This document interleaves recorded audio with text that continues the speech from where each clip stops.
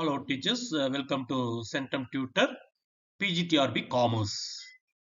ஏற்கனவே நீங்க model exam 1 சிறப்பா எழுதியிருக்கீங்க. நீங்க எந்த அளவுக்கு ப்ரிப்பேர் பண்ணிட்டு இருக்கீங்க அப்படின்ற ஒரு ஐடியா உங்களுக்கு கிடைச்சிருக்கும். ஏன்னா உங்களுக்கு மார்க்கும் வந்திருக்கும்.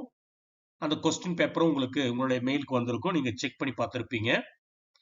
அதே மாதிரி இப்போ மாடல் எக்ஸாம் 2 இன்னைக்கு எழுத போறீங்க. இதோட லிங்க் வந்து உங்களுக்கு டிஸ்கிரிப்ஷன்ல கொடுத்துருப்பேன். அந்த லிங்கை டச் பண்ணி கூகுள் ஃபார்ம்ல போய் நீங்க டெஸ்ட் எழுதிக்கலாம், அட்டன் பண்ணிக்கலாம். நீங்க டெஸ்ட் அட்டன் பண்ணும்போது 2-3 விஷயங்கள் ஞாபகம் வைக்கணும். மெயினா ஒரு விஷயம், ஒரு தடவை எழுதிட்டா திரும்பவும் ஒரு முறை எழுதக்கூடாது. ஒரு முறை மட்டுமே எழுதணும்.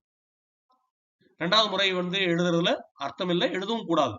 இங்க வந்து எனக்கு ஓவர்லோட் ஆகும். அதனால நீங்க என்ன பண்ணக்கூடாதுன்னா 2ஆம் முறை எழுத வேண்டாம். ஒரு முறை மட்டும் எழுதுங்க. 1. 2வது நீங்க என்ன பண்றீங்கன்னா, ஒரு முறை எழுத தொடங்கினா முடிச்சுட்டு தான் எந்திரிக்கணும். இடையில கொஞ்சம் கொஞ்சம் நடத்தி எழுதக்கூடாது.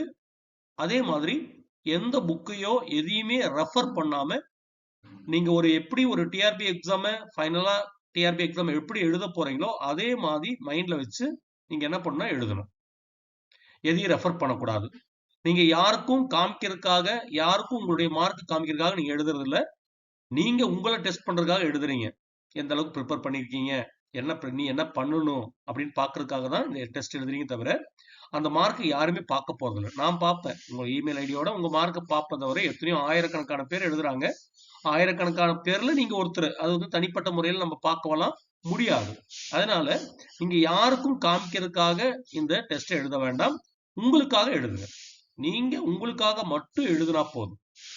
அப்படி ஒவ்வொரு கொஸ்டின் எழுதும் பொழுது உங்களுக்கு வந்து நல்ல ஒரு ஐடியா கிடைக்கும்.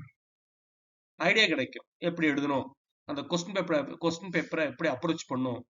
அதே மாதிரி கொஸ்டின் பேப்பர் ஓபன் பண்ணதும் மடமடன்னு ஆன்சர் பண்ணக்கூடாது. நீட்டா ரீட் பண்ணி 1க்கு 2 தடவை ரீட் பண்ணி 4 ஆப்ஷனும் பார்த்துட்டு அதுக்கப்புறம் தான் நீங்க டெஸ்ட் எழுதணும். டெஸ்ட் எழுதணும் ஆல்ரெடி சொன்ன மாதிரி நீங்க எவ்வளவு உண்மையாலுமே உங்களுக்கு 100% தெரிஞ்சு எவ்வளவு ஆன்சர் பண்ணிருக்கீங்க, அதுல எவ்வளவு கரெக்டா இருக்கு, எவ்வளவு நீங்க சும்மா செலக்ட் பண்ணதுல எவ்வளவு கரெக்டா இருக்கு, எவ்வளவு கரெக்ட் ஆகாம இருக்கு, இதை வந்து ஸ்பிளிட் பண்ணி பார்த்தீங்கன்னா உங்களுக்கு வந்து உங்களுடைய வீக்னஸ், உங்களுடைய ஸ்ட்ரென்த் எல்லாமே அதுல தெரிஞ்சுக்கும்.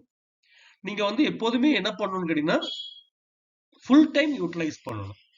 2.5 hours to 3 hours யூட்டிலைஸ் பண்ணி நிதானமா எப்படி எழுதுறீங்க, ஏனோ தானோன்னு சும்மா ஒரு அட்டன் பண்ணியெல்லாம் விடக்கூடாது.